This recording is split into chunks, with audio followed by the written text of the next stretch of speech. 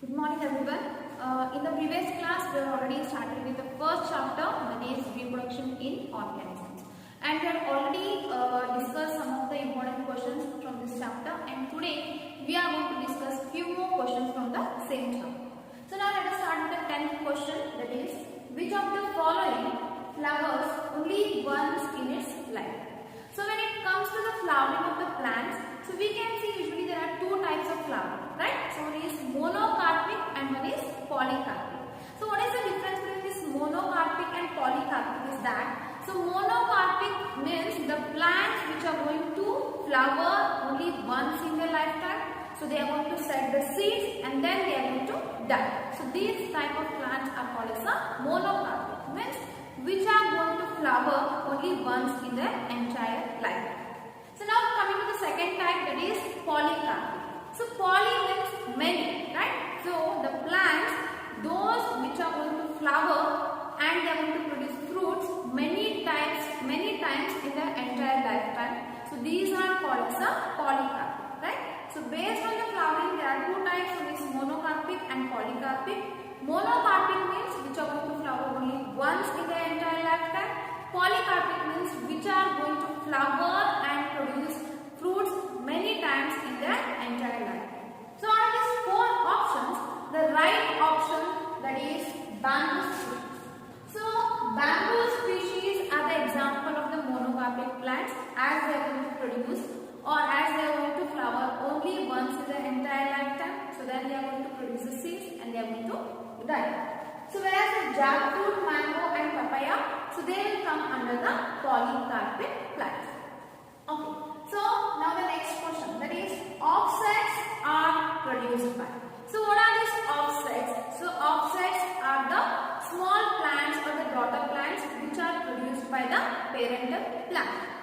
So these are generally the vegetative propagules of the water hyacinth, which is called as a terror banana. So how does these offsets are produced? So whether they are produced by the meiotic divisions, they are produced by the mitotic divisions, parthenocarpy, or by the parthenogenesis.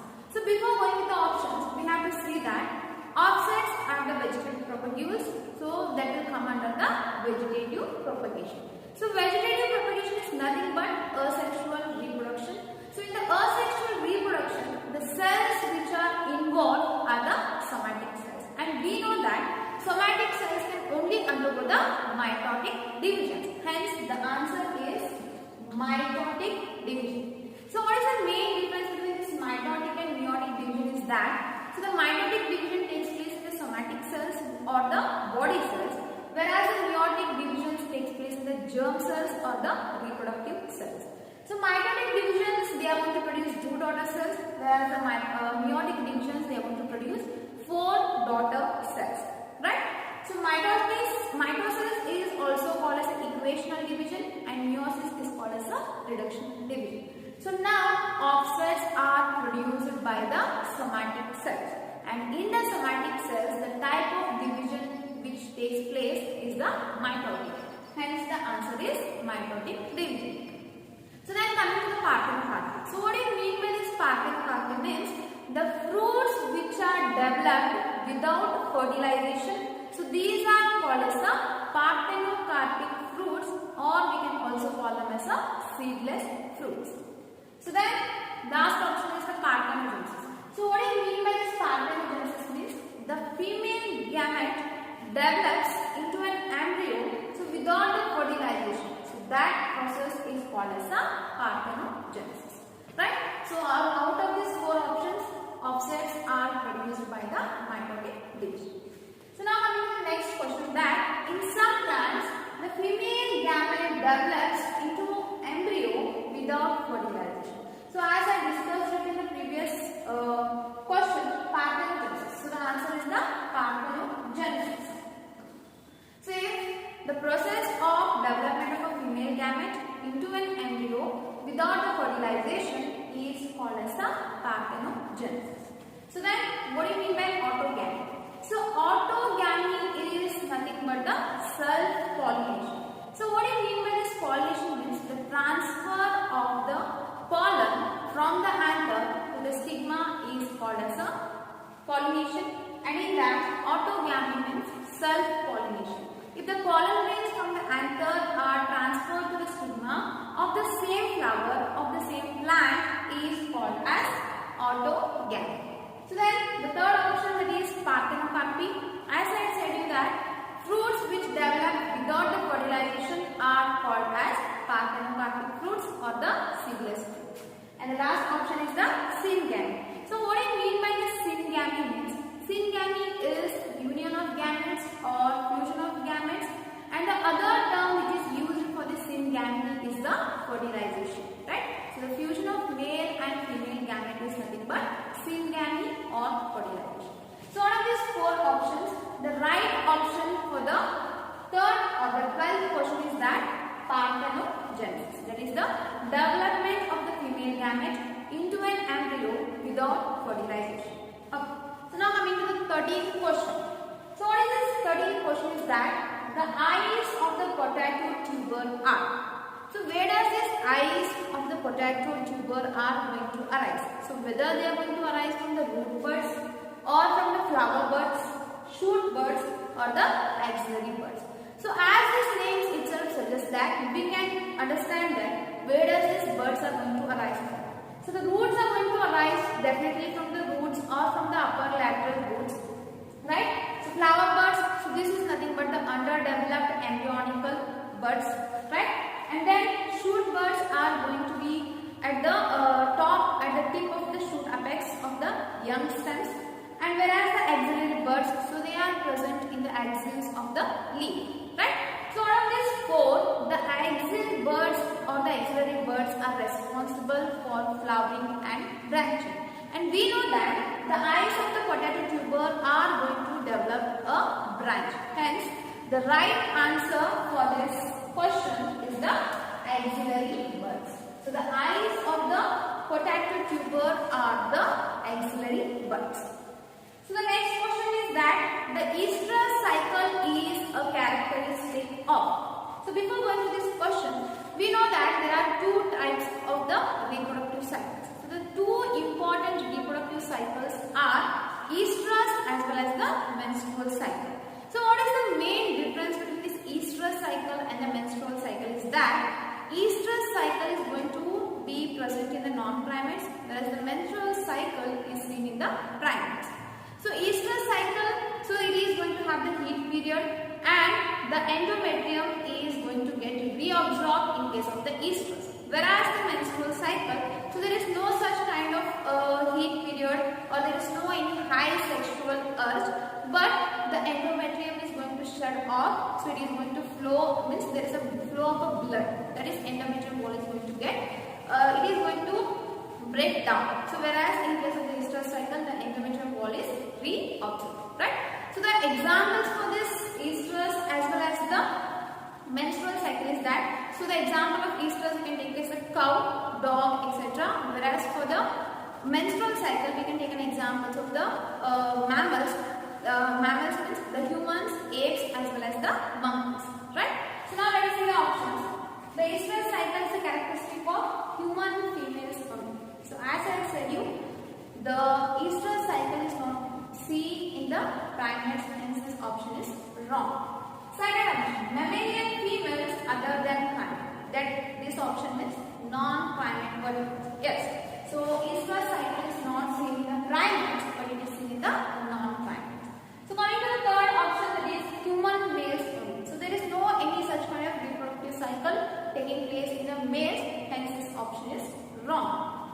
Last option is that mammalian males other than primates. So this is a reproductive cycle which takes place only in the females, and hence this option is also wrong or incorrect. Okay, so now coming to the next question, that the sexual reproduction is absent in Spirogyra, Nostoc, Eulogryx and Volvox.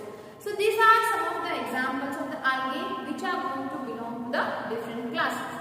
So out of these four, we have to identify which is the class of algae, so which is not undergoing the sexual reproduction.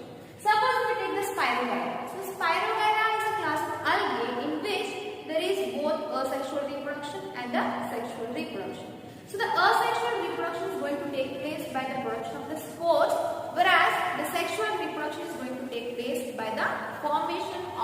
gametes.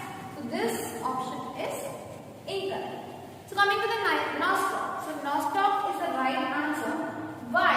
Because nostoc, it belongs to the Cyanophyceae, and where the members of this entire class, so they are not going to exhibit the sexual reproduction. So hence the answer for this, the sexual reproduction is absent in case of the nostoc. So coming to the Eulothrix. So Eulothrix, here we can see the three types of reproduction. One is vegetative, asexual and the sexual. So the vegetative reproduction in case of the Eulothrix takes place by the fragmentation, asexual reproduction by formation of the spores, and sexual reproduction by the formation of the gametes. And all works. So here this is a algae, this is a fresh algae, so in which we can see both the sexual reproduction as well as the asexual reproduction. So in the same way, the sexual reproduction takes place by the production of gametes, and the asexual reproduction takes place by the formation of the spores. Right?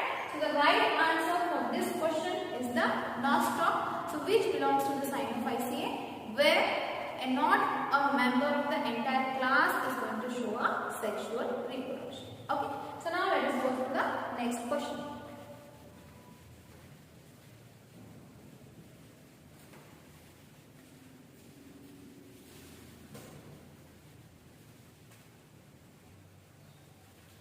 The next question is that which of the following is correctly matched, right? So they have given 4 options. Among the 4 options, we have to find out the match, or we have to find out the option in which the 2 components are correctly matched. So for the first one is the onion and bulb. So yes, this is the right answer, because we know that the vegetative propagule of onion is bulb. So the second one is ginger and sucker. So this is a wrong option, because the vegetative propagule of ginger is rhizome, which is a modification of the stem. So here the sucker is the wrong answer. So coming to the third one, is Chlamydomonas honeydew. So Chlamydomonas are having a specialized asexual reproductive structures which are called as zoospores. So these are motile, so these are microscopic, and these are the asexual reproductive structures of Chlamydomonas. So hence the third option is also wrong. So the fourth one is yeast and zoospore, right? So yeast is going to reproduce through the budding. So where they are going to form a small buds, and after that it is going to detach and it is going to grow into a new plant, right? So here the right option among the 4 is the onion and bulb. So the next question is that vegetative propagation in mint occurs by, right? So in the mint plant, vegetative propagation takes place by whether the offset, rhizome, sucker or the runner. So what do you mean by this offset means? So offset is a daughter plant which is produced by a parent plant. So the best example for this is the water hyacinth. So rhizome means it is a modified stem which is going to give rise to the shoots and the roots. Sucker, so sucker is a non-green stem, so it is present in the underground shoot or from the base shoots, so there is a rising of the roots and shoots. So then runner, so runner is also a modified plant, so it can also be called as a stolon. So these are the 4 options. Out of this, the mint is going to show the vegetative propagation through a vegetative propagule, so which is called as a sucker. So sucker is a non-green non-green stem part, so which is present in the underground and which is going to arise from the base of the shoot. So the right answer for the vegetative propagation in mint is sucker. And now coming to the next question, that is which of the following organism has the shortest lifespan? So what do you mean by this lifespan? So this is a period from birth to natural death, right? So period from birth to natural death is called as the lifespan. So there are different lifespans of the different organisms. So here they are given us 4 options. Out of them we should find out the lifespan which is shortest. So the first one is the tortoise. The tortoise is going to have the lifespan that is 100 to 150 years. Second one is mayfly. So the mayfly is going to have the lifespan of only 24 hours. And then elephant. So the elephant is going to live about 60 to 90 years, whereas the butterfly. So the butterfly is going to live around 1 to 2 weeks. So when we compare the different lifespan of these different options, so we can easily say that the mayfly, right? The mayfly is the one which is going to have the shortest lifespan on the earth. So that is, it is going to live about only 24 hours, right? So these are the different questions which are going to arise from the chapter, that is reproduction in organisms, right? So now let us discuss the few more questions which are going to come under this chapter.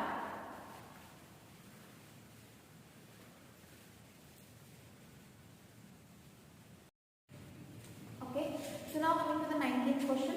So here it is, match the column 1 with column 2 and choose the correct option. So here we have to compare both the column 1 and column 2, and we have to identify the options which are going to match with 1, right? So first one in the column 1 is the calcareous shell. So calcareous shell, it is a representative of the reptiles as well as the birds, right? So we are going to see the eggs of the reptiles and birds which are covered with the calcareous shell. So mammals and the viviparous, that is, they are going to give birth directly to the young ones. Okay. So then if you come to the amphibians and fishes, so they are going to lay their eggs in the water, hence they are not covered with the calcareous shell and they are jelly and they are transparent, right? So the right option for the first one, that is calcareous shell, so which is found in the reptiles. These calcareous shells, so they are found in the reptiles. So the second one, so that is primate mammals, right? So the mammals which belongs to the primates, right? So what is the main difference between the primate and non-primate mammal is that, so the brain capacity or the brain size is much larger, and here in the primate mammals, the fingers, they have been much developed for doing various purposes, whereas the non-primates, they are not much developed, so compared to the primates.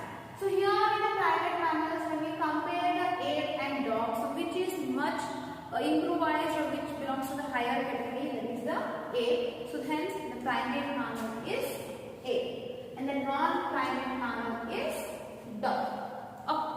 So now coming to the fourth option, that is isogametes. So iso means same, gametes, so this is the haploid sex cell.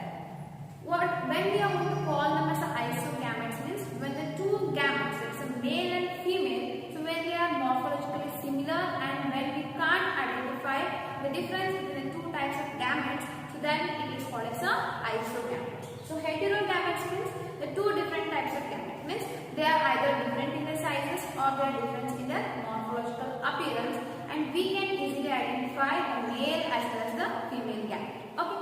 So now the isogametes are the examples of the Cladophora, because in the Cladophora we are going to observe the isogametes where both the male and the female gametes are much more morphologically similar and it is difficult to identify or it is difficult to differentiate between the male and the female gamete.